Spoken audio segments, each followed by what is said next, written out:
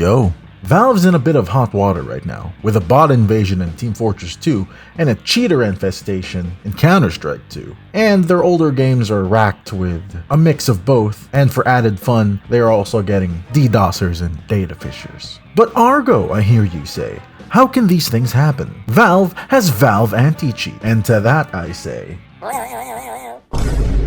VAC, otherwise known as VAC anti-cheat, is a joke. If you want a visualization to see how it works against hacking, here you go. Valve is very hush-hush about the inner workings of their anti-cheat program. This makes sense. Divulging info about their anti-cheats publicly will probably just mean that the hackers will gain more info about how it functions. Not that hackers need help getting around Valve anti-cheat. They figure out workarounds regardless of Valve's attempts to hide details or not. So now you got all these online games. How are they supposed to keep these hackers and bad actors away? All these multiplayer online games are just more or less compromised because of this. It's especially bad for tryhard games like Counter-Strike 2. If there's a chance that someone in your premier or competitive match is hacking, it throws the legitimacy of your competitive game into question. So rather than a fix TF2 or fix Counter-Strike movements, which are totally legitimate by the way, it's disgraceful that games of this caliber is being neglected like this. I propose a more fitting movement. Something that is truly core and systemic to all the problems that all these games are suffering from. And that would be a hashtag FixVAC anti-cheat movement. Or FixVAC for short. Two birds with one stone and all that. But realistically, probably more. Look at how many games actually rely on VAC anti-cheat. Hi Internet Wanderer, my name's RGOnax. I make video reviews, essays, commentaries, and shorts. I hope you enjoy my content enough to do the YouTube things. Anyway, back to the topic at hand. Now, before I get into this, I need to make a disclaimer. I am not a programmer, or well-versed in how anti-cheat programs actually work in general. Let's just say that my computing background is limited. The best I can do is, I know how to make a new layer in Photoshop. It's Control-Shift-N, let's put it like that. So, don't take this video as someone who actually knows what they're talking about. Think of it more as someone who is very familiar with what happens when VAC anti-cheat isn't working, and as someone who has to deal with the cheating, the botting, the DDoSing, the swatting bullshit that comes along with it.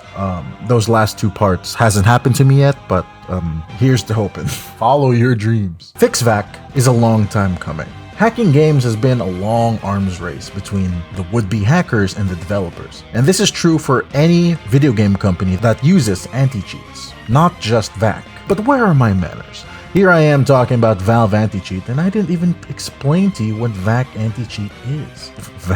VAC anti-cheat? VAC?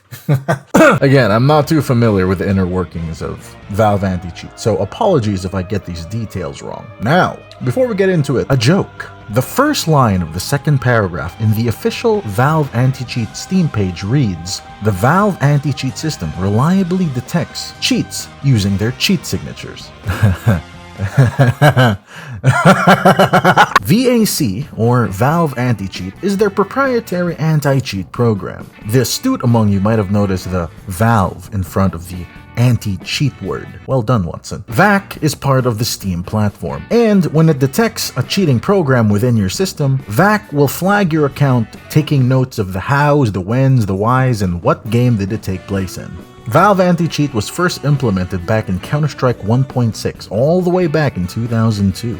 Now this one might be important. It is not a kernel-level anti-cheat. But what's a kernel-level anti-cheat? Basically, it's a type of anti-cheat that roots itself deep into your computer, allowing the program to access datas and files and all sorts of whatever dark, unspeakable things you keep in your computers. The reasoning being that by allowing the program to access the files, it can better detect cheating programs. Riot's Vanguard anti-cheat is a good example of this. Valve anti-cheat is not a kernel-level anti-cheat system. Now, there's a lot of concerns about the morality and ethics of allowing companies and their software to easily see what's on your computer. I mean, it's 2024. Personal online privacy is a thing of the past. If I had a VPN sponsorship, I'd plug it in here, just like I did your mom last night. Valve has always been a hands-off type of developer, so I can at least somewhat appreciate the fact that they're not willing to invade your privacy by digging through your files of your computer. despite the fact that a lot of people say that by doing so, it would increase the effectiveness of their anti-cheat system. But I've also heard some reports saying that even if it was a kernel-level anti-cheat, it wouldn't change the fact that cheaters would still be around. They'll still find ways to beat a kernel-level anti-cheat. It happens all the time in Riot's Valorant. They still get cheaters quite often. So turning VAC into a kernel-level anti-cheat won't fix all of the issues. Some other quirks that Valve anti-cheat has is if it detects you being a naughty little boy in one of Valve's games, you could be potentially banned in all of their games. VAC also has a system that links a phone number to an account. This is another way that they can catch you, because if you get caught cheating on an account that's linked to this phone number, all other accounts that are also linked to that phone number end up being banned or penalized as well. And anytime that an account receives a ban but comes back, it's going to be permanently marked on your Steam profile. That's a mark of shame if there ever was one. Valve also likes to ban accounts in waves. These VAC ban waves can be quite apparent. If you look at Steam charts, anytime that there's a sizable dip in the Counter-Strike player count, rest assured, a bunch of those hackers just got sent to the Shadow Realm. But they still find a way to claw their way back into the game and ruin the fun for everybody. Now, one of the methods that these would-be hackers and bad actors use to bypass Valve anti-cheat systems is by using virtual machines. Essentially, they simulate a PC inside of their PC, PCception. This is actually what the TF2 bot hosters are doing. They have multiple shitty PCs in their shitty apartment running like 10 instances of TF2, and all instances of TF2 are all linked to whatever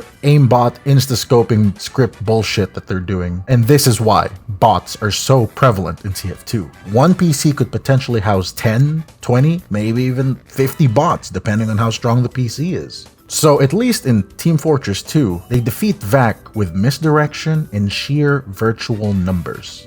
It's pretty hard for VAC anti-cheat to target a virtual, non-existent PC. Apparently, by layering all these virtual machines on top of each other, it makes it impossible for any anti-cheat system to detect, or at the very least, extremely difficult. Whereas in Counter-Strike, they seem to be a little more sneaky with their methods to bypass Valve anti-cheat. Some people say that they get a second computer, and that second computer will run a cheating program, which they will then link to their primary computer, and that's how they're able to cheat without VAC detecting that their main computer is cheating. Or perhaps cheating programs in Counter-Strike are just so sophisticated and evolving faster than VAC can keep up. Or perhaps they just use virtual machines just like the TF2 botters. I don't know. They could use all manner of methods. All that is known is cheating is extremely obvious. They don't even try to hide it. If you see someone in Counter-Strike helicoptering, it's over. Completely shameless cheating right there before your eyes. I'm not going to go over all the details of Valve anti-cheat. I'll post the link to the official Steam anti-cheat page if you want to read up on it.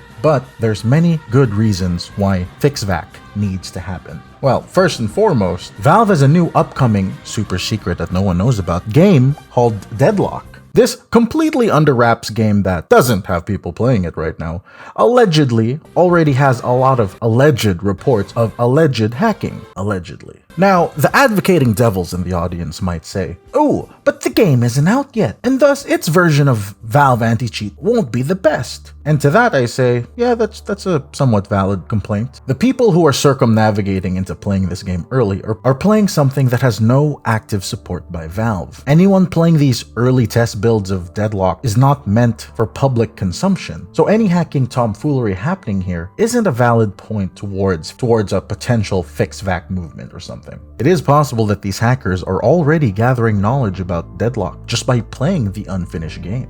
Again, I could be completely dead wrong about this, but nevertheless, do you know how fucking sad it is to hear that Valve's upcoming game, which is not even available yet, but people are still playing it anyway, is already filled with cheaters? That's fucking sad, dude. That's sad. I stated in my previous video that I play a fucking ton of Dota. A fucking ton is what I call doing your mom. And in that video, I state that from my experience, Dota's cheating and/or bot problem is nowhere near as bad as Team Fortress or Counter-Strike. But that was just me. Dota seems to be more susceptible to what I'd like to classify as soft cheating. People will have programs that can cause their spells to instantly pop off or to reveal things on the map, showing them off info. The problem is, and this is funny, even with all those advantages, such as map hacking or spell cheats or whatever, Dota has so many mechanics layered on top of one another that even if you have a computer essentially doing some of these mechanics on autopilot for you, it doesn't guarantee that you're gonna be a good player. Dota is just that complicated. But nevertheless, it still happens, and thusly, come the fuck on, Valve. It is also true that it seems like these bad actors get a bigger kick out of fucking with first-person shooter games. Left 4 Dead also seems to be underreported in terms of its problems that it's going through. The public lobbies there seem to be filled with DDoSers just crashing their games and just ruining the fun for everybody. And since all of Valve's older multiplayer games like Counter-Strike Source, 1.6, or Team Fortress Classic, these games run exclusively on community servers, and thus have actual humans moderating these things, so cheaters or bots are not that big of an issue in those older games. The Save Team Fortress 2 movement has had significant strides in their effort to get Valve's attention, and yet, almost 3 weeks later, there's still no word from Valve. The petition will be sent to Valve pretty soon, and hopefully we can get some acknowledgement or some sort of official statement on or before the summer TF2 update, but I won't be surprised if nothing changes and the bot invasion remains. Valve games are exemplars in their respective genres, gold standards. So when their legitimacy gets compromised like this, it begs the question, why are people even taking these games seriously?